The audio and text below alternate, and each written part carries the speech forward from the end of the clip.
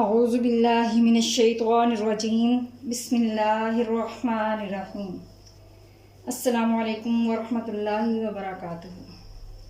ناظرین، آج ہم سورۃ الانفال کے رکوع نمبر 9 سے آیت نمبر 67، 68 اور 69 کا لفظی اور با محاورہ ترجمہ سیکھیں گے انشاءاللہ العزیز۔ اللہ رب العزت ہمیں اچھے طریقے سے سیکھنے اور سمجھنے اور عمل کرنے کی توفیق عطا فرمائے، آمین۔ تو چلے شروع کرتے ہیں۔ بسم اللہ الرحمن الرحیم۔ ما کانا شایان شان نہیں لنبی جن کسی نبی کے لیے ان کے یکونا ہوں لہو اس کے لیے اسرا قیدی حتیٰ یہاں تک کہ یسخنا ان کا خون بہا دے فی الارضی زمین میں، فی کا مطلب میں ارضی زمین، تریدون تم چاہتے ہو، عرض مال و متاع دنیا کا، واللہ اور اللہ یرید چاہتا ہے آخرت کو، واللہ اور اللہ عزیز غلبے والا یا غالب، حکیم حکمت والا ہے۔ لو اگر لا نہ ہوتا کتاب لکھا ہوا، کتاب کا لفظی معنی کیا ہے؟ لکھا ہوا۔ یہ اردو میں بھی ہم اس طرح سے لفظ استعمال کرتے ہیں۔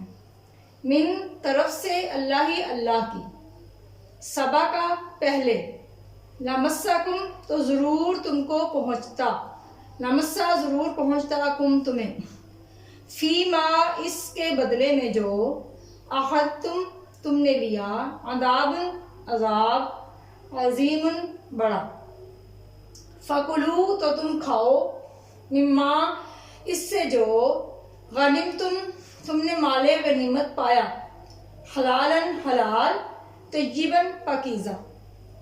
حلال کا لفظ عربی سے ہی اردو میں آیا ہے، طیب کا لفظ بھی عربی سے ہی اردو میں آیا ہے۔ یہ دونوں لفظ عربی میں تھوڑا سا اور طریقے سے لکھے جاتے ہیں اور اردو میں اور طریقے سے لکھے جاتے ہیں، لیکن معنی ان کا وہی ہوتا ہے۔ حلال کا مطلب حلال اور طیباً کا مطلب پاکیزہ۔ واتقوا اور تم ڈرتے رہو، اللہ تعالیٰ سے، ان اللہ بے شک اللہ تعالیٰ، غفور بخشنے والا ہے، رحیم مہربان ہے۔ اب آئیں اب انہی تینوں آیات کا با محاورہ ترجمہ سیکھتے ہیں۔ ما کان لنبی ان یکون لہ اسری حتی یثخن فی الارض، کسی پیغمبر کو شایان نہیں کہ اس کے قبضے میں قیدی رہیں جب تک کہ کافروں کو قتل کر کے زمین میں کثرت سے خون نہ بہا دے۔ تریدون عرض الدنیا واللہ یرید الآخرۃ واللہ عزیز حکیم، تم لوگ دنیا کے مال کے طالب ہو جبکہ اور اللہ آخرت کی بھلائی چاہتا ہے اور اللہ غالب حکمت والا ہے۔ لولا کتاب من اللہ سبق لمسکم فیما اخذتم عذاب عظیم، اور اگر اللہ کا حکم پہلے نہ ہو چکا ہوتا تو جو فدیہ تم نے لیا ہے اس کے بدلے تم پر بڑا عذاب نازل ہوتا۔ فَكُلُوا مِمَّا غَنِمْتُمْ حَلَالًا طَيِّبًا وَاتَّقُوا اللَّهَ إِنَّ اللَّهَ غَفُورٌ رَحِيمٌ۔ پہلے اتنے کا کرتے ہیں، فَكُلُوا مِمَّا غَنِمْتُمْ حَلَالًا طَيِّبًا، تو جو مال غنیمت تم کو ملا ہے اسے کھاؤ کہ وہ تمہارے لیے حلال پاکیزہ ہے۔ وَاتَّقُوا اللَّهَ إِنَّ اللَّهَ غَفُورٌ رَحِيمٌ، اور اللہ سے ڈرتے رہو، بے شک اللہ بخشنے والا مہربان ہے۔ یہاں پہ ہم نے 3-4 چیزیں سیکھی۔ سب سے پہلے یہ کہ جب کسی جنگ میں کوئی کافر جو ہے وہ قید ہو کر آئے تو اس کے بارے میں کہا گیا ہے کہ ان کے لیے، کسی نبی کے لیے یہ حکم نہیں ہے کہ وہ اپنی قید میں کسی قیدی کو رکھیں۔ اسی طرح اللہ تعالیٰ فرما رہا ہے کہ تم دنیا کی زندگی یا معلوم تا چاہتے تھے اور اللہ تعالیٰ آخرت کی۔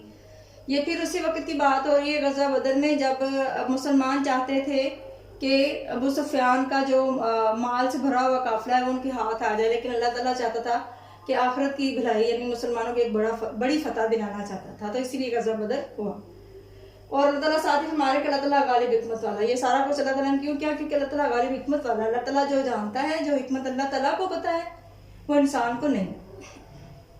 اسی طرح جو مال غنیمت کے بارے میں حکم ہے کہ اگر اس کے بارے میں حکم پہلے سے نازل نہ ہو چکا ہوتا تو جو کفار کا مال مسلمانوں کو ملتا ہے تو اس کے بدلے میں اللہ تعالیٰ ان پر عذاب نازل کرتا ہے. یعنی اللہ تعالیٰ نے اس کو حلال کیا ہے. اگر حلال نہ کیا ہوتا تو پھر اللہ تعالیٰ ایسا کرنے پر عذاب نازل کرتا.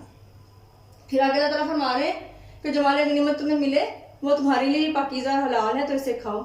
اس طرح اللہ تعالیٰ ساتھ میں ہمیں اس آیت مبارکہ میں یہ بھی بیان فرما رہے ہیں کہ اللہ تعالیٰ سے ہمیں ڈرتے رہنا چاہیے، کیونکہ بے شک اللہ تعالیٰ بخشنے والا مہربان تو ہے ہی، لیکن پھر بھی ہمیں اللہ تعالیٰ سے ڈرتے رہنا چاہیے اور ہر گناہ سے بچنے کی کوشش کرنی چاہیے اور ہر نیکی کو کرنے کی کوشش کرنی چاہیے. واللہ عالم. اللہ رب العزت ہمیں اچھے طریقے سے سمجھنے اور قرآن پاک کی تعلیمات پر عمل کرنے کی توفیق عطا فرمائے اور ہم سب کی غلطیوں کو معاف فرمائے اور ہمارے لیے دنیا اور آخرت میں آسانیاں پیدا فرمائے. وما علینا الا البلاغ المبین.